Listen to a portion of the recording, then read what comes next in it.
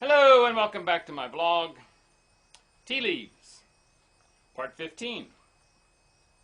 The destruction of the tea is said to have been planned in the Long Room over Eddy's and Gill's printing office on the easterly corner of Franklin Avenue and Court Street, where the Daily Advertiser building recently stood. In their back office, some of the party, it is said, were disguised. Among the members of the Long Room Club, as those who usually met here were styled, were Samuel Adams, Hancock, Warren, Otis, Church, Samuel Dexter, Dr. Samuel Cooper and his brother William Cooper, Thomas Dawes, Samuel Phillips Savage, Royal Tyler, Paul Revere, Thomas Fleet, John Winthrop, William Molyneux, and Thomas Melville. A similar claim is also made for the Green Dragon Tavern, then known as the Freemasons' Arms, which stood near the northerly corner of Union and Hanover Streets, where the Masonic Lodge of St. Andrew held its meeting. The honor belongs equally to both. In both, the consultations of the popular leaders were undoubtedly held and their plans laid. Prominent members of this lodge, who were also active Sons of Liberty, and members of the Tea Party were Paul Revere, Edward Proctor, Thomas Chase, Adam Colson, Samuel Peck, and Thomas Uren. Its later members also identified with the Tea Party were Samuel Gore, Daniel Ingersoll, Henry Perkett, Amos Lincoln, James Swan, Robert Davis, Abraham Hunt, Eliphalet Newell, and Nathaniel Willis. Other prominent Freemasons active in the tea affair were Dr. Warren and John Rowe. The tradition of the lodge is that the preliminaries of the affair were arranged here and that the execution of them was committed mainly to the North End caucus, with the cooperation of the more daring of the Sons of Liberty. The Committee of Safety also met here. The record book of the lodge, under date of November 30, 1773, says, "Lodge met and adjourned, N.B. The consignees of the tea took the brethren's time." And on the eventful 16th of December, the lodge met and closed on account of the few members in attendance, adjourned until tomorrow evening. 3 different parties, 1 or 2 of whom were disguised, had been prepared beforehand for this event by the leaders.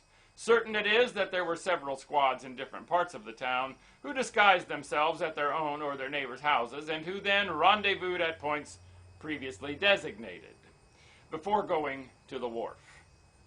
Quite an Indian village was improvised at the junction of Hollis and Tremont Streets. John Crane, Joseph Lovering, and the Bradleys occupied opposite corners of this locality, the house and the carpenter's shop of Crane adjoining the residence of the famous Dr. Mather Byles. Captain Thomas Bolter and Samuel Fenno, also of the Tea Party, were near neighbors of Crane and, like him, were carpenters. Joseph Lovering, Jr. related that he held the light for Crane and some of his neighbors to disguise themselves in Crane's shop. The 4 brothers Bradley and a brother-in-law were prepared for the occasion at their house opposite. Perhaps the best contemporaneous account of the affair is the following from the Massachusetts Gazette of December 23. "Just before the dissolution of the meeting," says the Gazette, "a number of brave and resolute men, dressed in the Indian manner, approached near the door of the assembly and gave a war-whoop which rang through the house and was answered by some in the galleries, but silence was commanded and a peaceable deportment enjoined until the dissolution. The Indians, as they were then called, repaired to the wharf, where the ships lay that had the tea on board, and were followed by hundreds of people to see the event of the transactions of those who made so grotesque an appearance. The Indians immediately repaired on board Captain Hall's ship, where they hoisted out the chests of tea and went on deck, stove them, and emptied the tea overboard. Having cleared this ship, they proceeded to Captain Bruce's and then to Captain Coffin's brig.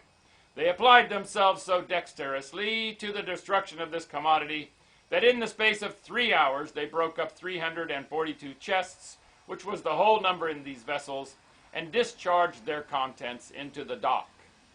When the tide rose, it floated the broken chests and the tea insomuch that the surface of the water was filled therewith a considerable way from the south part of the town to Dorchester Neck, and lodged on the shores. There was the greatest care taken to prevent the tea from being purloined by the populace.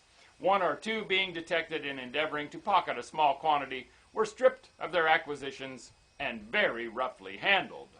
It is worthy of remark that although a considerable quantity of goods were still remaining on board the vessel, no injury was sustained.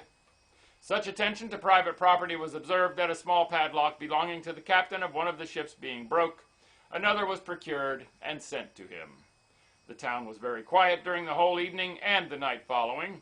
Those who were from the country went home with a merry heart, and the next day joy appeared in almost every countenance. Some on account of the destruction of the tea, others on account of the quietness with which it was effected. One of the Monday's papers says the masters and owners are well pleased that their ships are thus cleared.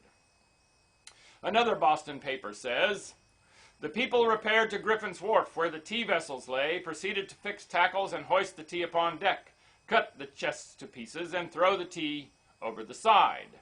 They began upon the two ships first, as they had nothing on board but the tea, then proceeded to the brig, which had hauled to the wharf but the day before, and had but a small part of her cargo out. The captain of the brig begged they would not begin with his vessel, as the tea was covered with goods belonging to different merchants in the town. They told him the tea they wanted and the tea they would have, but if he would go into his cabin quietly, not one article of his goods should be lost. They immediately proceeded to remove the goods and then to dispose of the tea. From the Evening Post of Monday, December 20, 1773. Previous to the dissolution, a number of persons, supposed to be the aboriginal natives from their complexion, approaching the door of the assembly, gave the war whoop, which was answered by a few in the galleries of the house, where the crowded assembly was convened. Silence was commanded, and prudent and peaceable deportment again enjoined. The savages repaired to the ships which contained the pestilential tea, and had begun their ravages previous to the dissolution of the meeting. Extract from the logbook of the Dartmouth. Thursday, December 16th. This 24 hours rainy weather, terminating this day. Between 6 and 7 o'clock this evening came down to the wharf a body of about 1,000 people. Among them were a number dressed and whooping like Indians. They came on board the ship, and after warning myself and the custom house officers to get out of the way, they undid the hatches and went down the hold, where was 80 whole and 34 half chests of tea, which they hoisted upon deck, and cut the chests to pieces, and hove the tea all overboard, where it was damaged and lost. Some more of the tea party. And more tomorrow. Make it a great day, and bye for now.